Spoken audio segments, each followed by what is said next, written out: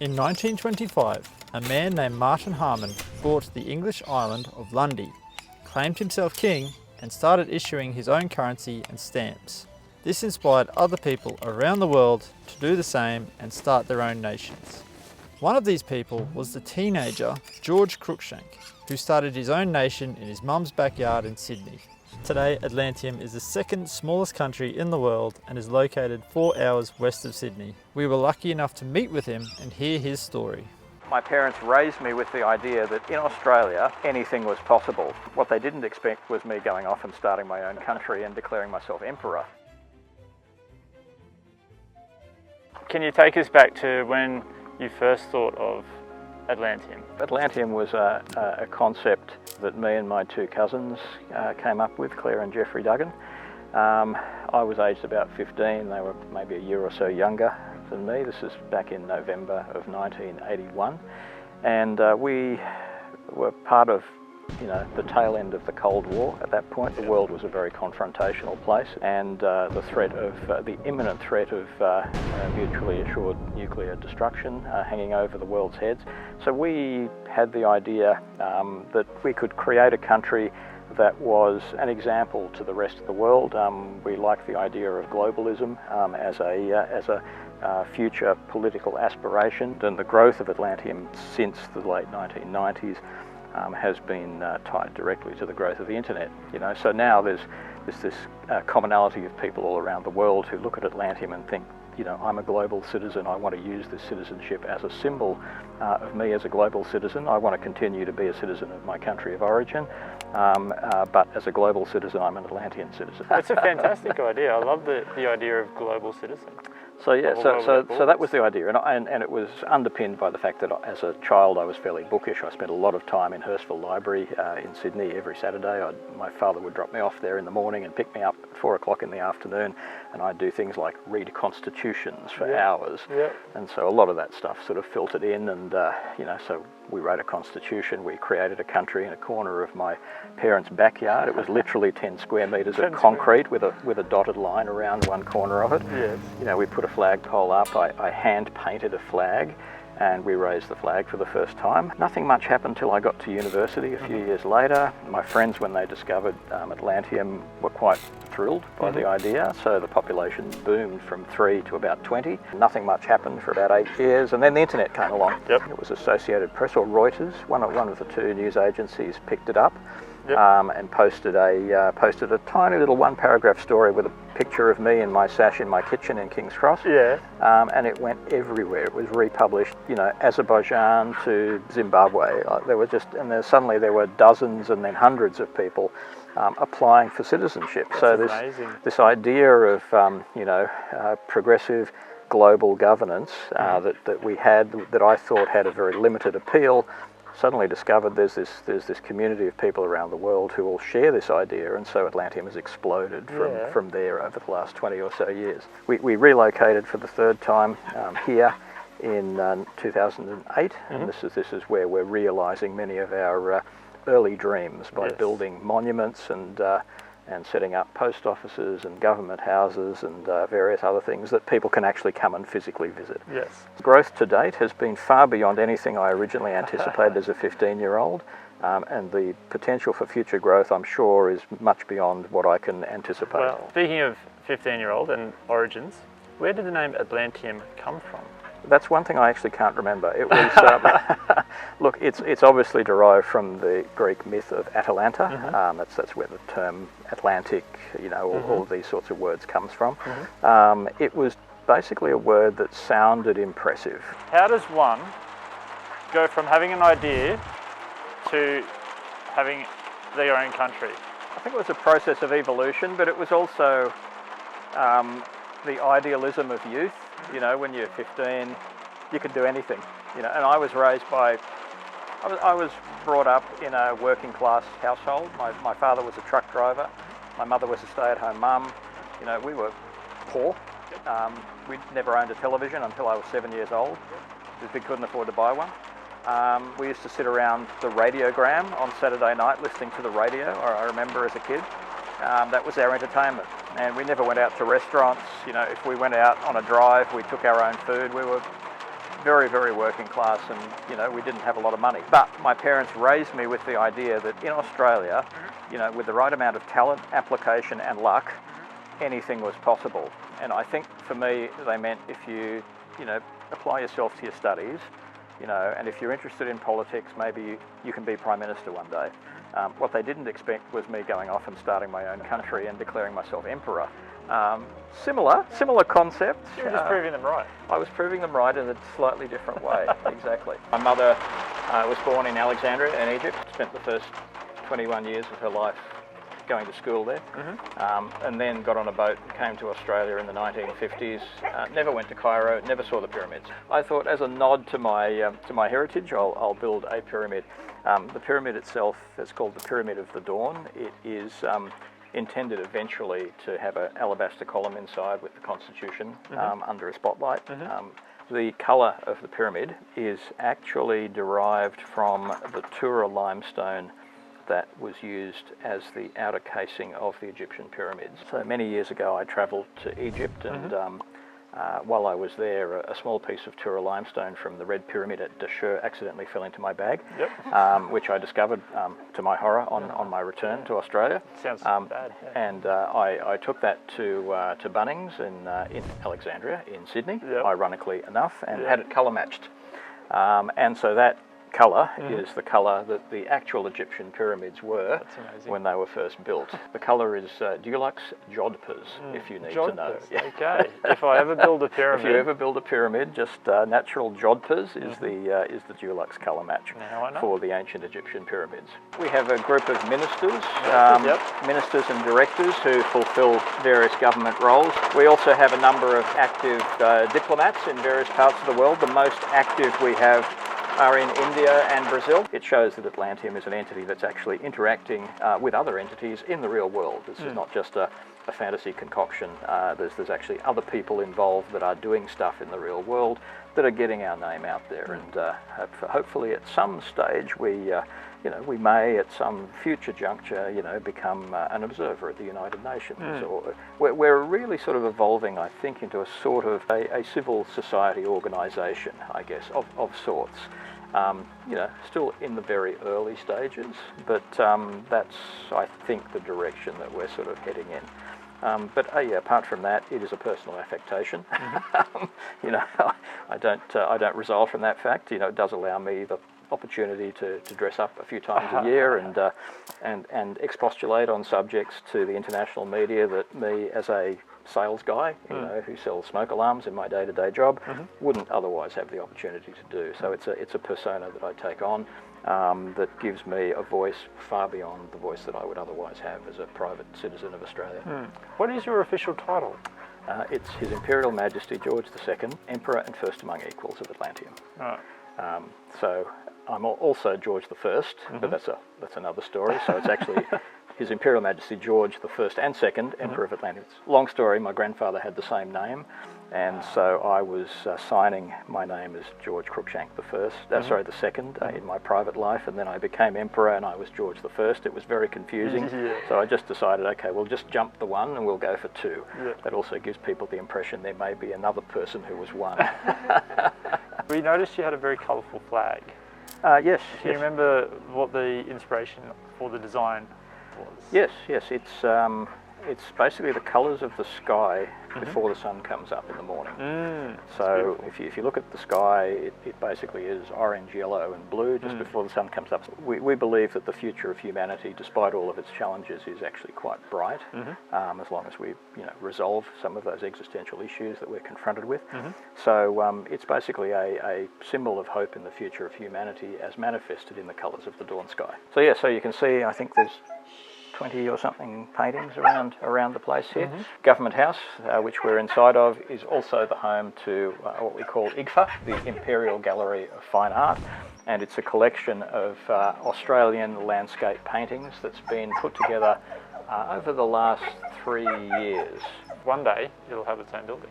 It will, and it will have a Greco-Roman column and pediment at the front as well. Did I see a sword? You did see a sword. That is a replica of the sword of Charlemagne from the French royal regalia. Is that the official sword of No, because Atlantium is a pacifist entity. From time to time, the media will say, well, can you hold the sword, or can you do a dubbing ceremony? And I kind of go, okay, I'll do it. But it's not really part of Atlantium, but it's just to keep the media sort of amused, you know. Yeah. One of the best photos I've ever had from someone who posted their visit here on Instagram. So I didn't know these people were going to do this, but they basically, it was a guy and a girl, and sort of the guy was standing sort of like this with the sword in front of the pyramid, and the woman was sort of looking at him like that. It was like something out of a Franz Frazetta, a science fiction sort of, you know, fantasy drawing, and it was a beautiful photograph. It was just wonderful, and they used the sword as a prop. Whenever there's media attention, we get a rush of new citizenship applications, so I've currently got a pile on my desk of new citizenship applications. How would one apply for that? You just go to atlantium.org, and one of the pull-down menus there will take you to apply for citizenship. It's a very simple process that you step through. There's a payment in the last step, and it gets submitted, and then we send you depending on what you want, you can get a hard copy of your citizenship application sent out, or we just send you a free PDF one. Whereabouts in the world are your applicants from? Look, I think about 30% of them are from Australia, there's about 20% from the US, another 20% or so from Europe. In the last year, there's been a lot of interest from India. Is there any plans in the future to become more recognised and have maybe a passport? Look, the idea of Atlantium is that we're promoting a progressive, global, non-territorial state-like entity. So, the idea of passport controls, documentary controls, preventing people living, moving, working, you know, in different parts of the world from where they happen to have been born, is one of the key, I guess, issues that Atlantium is in support of. You know, we like the idea that poor people should be able to travel to other parts of the world, earn an income, send that income back home, and better the economic conditions of their home country, you know, without all sorts of crazy controls. And a lot of the problems in the world today can in many ways be attributed to this whole idea that, you know, there's us and there's them. We think our approach of not promoting controlled immigration and abolishing borders as a concept is the way the world will eventually be. We're just a little bit ahead of where the world currently is. So this is Government House. So this is Government House. Next door we have the GPO, Aurora GPO, which I'll show you in a sec. We have the pyramid, we have the column, and then we've got another small column up there. And that's basically all the man-made stuff for the moment. There are 7 hills that have names here, so like Rome, we have 7 hills. There's actually a few more, and some of them are not really hills, but it has to be 7. So we've got Capitol Hill, Constitution Hill is the one in the middle. There's the Hill of Repose down there. There's Castle Hill sort of a little bit further down, and I can't remember the names of the others. And area-wise, I think you said this before, area-wise you are the second smallest? Yes, second smallest country officially in the world, so we are about twice the size of the Vatican, and we're half the size of Monaco, which traditionally is the second smallest country in the world. We also have a similarity with the Vatican in how the emperor is selected or will be selected when I'm no longer around. So we have an elective monarchy. I'm actually a Republican, not a monarchist. So I believe that any citizen of Atlantium should be able to aspire to the highest offices of the land. And so we elect our emperors. I was nominated from among 3 people as the prime mover, so that was kind of a bit inevitable. But the next time we need an emperor, maybe after I retire or resign or abdicate or die, one of those, hopefully not for a long time on any choice of those, a group of nobles will get together. So we have princes, dukes and counts who are appointed based on their support for Atlantium over many years. So they get together, and from amongst that group, they elect the new emperor. That's the idea.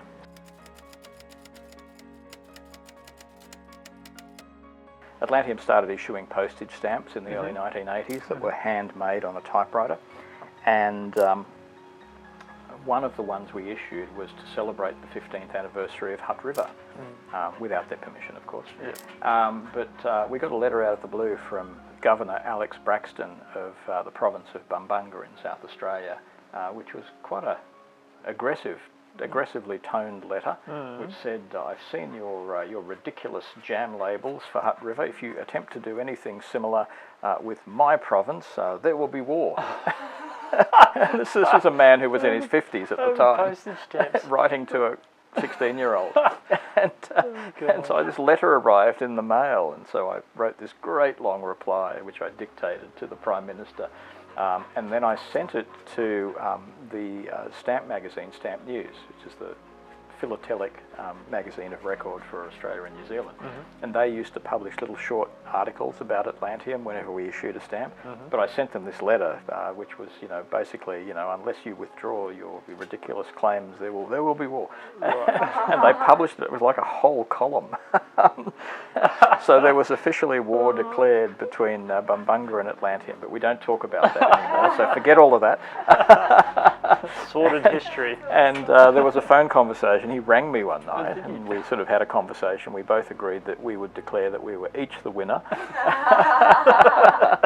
because the other option was a ping pong game, and I wasn't going to travel to South Australia for that. We like to think that we have some serious ideas that we're promoting, but we do it with a smile on our face, because you tend to get, you tend to have a bigger influence if you're being non-threatening to people.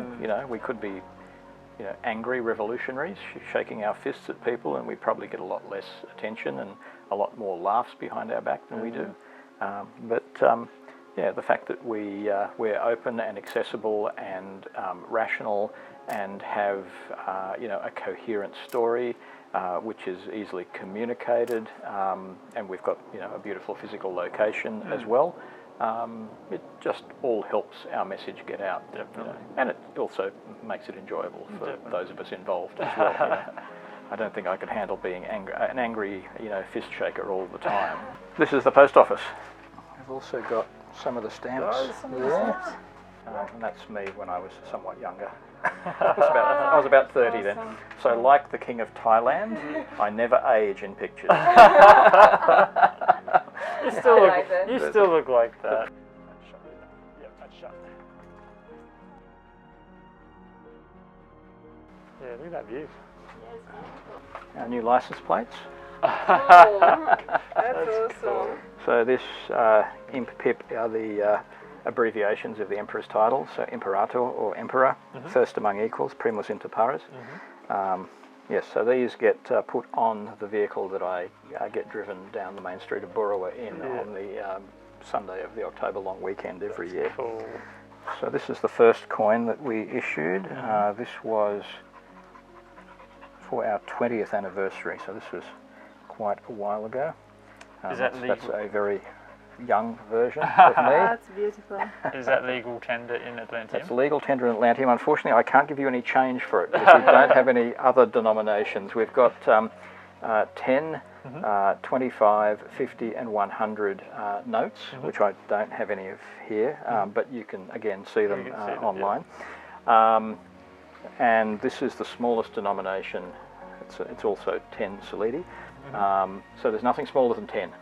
As in $10 US. So the exchange rate is that is the the exchange rate is to the US dollar. To the US 1 to 1.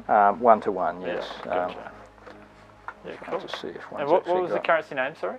It's called the Solidus. Solidus. Solidus or Solidi in plural. Solidi plural. It's the late Roman Empire denomination. That was their gold coin in the Byzantine or Eastern Empire.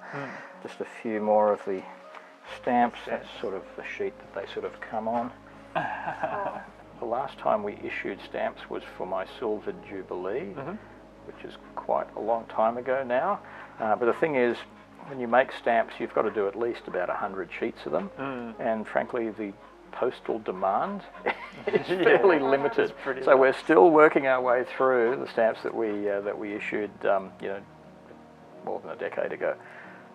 Then that's how people can support you, is by buying. Yeah, so stamps, coins, banknotes, table little desktop flags we sell as well. I haven't quite got to the point of having snow globes yet, but they are on the agenda.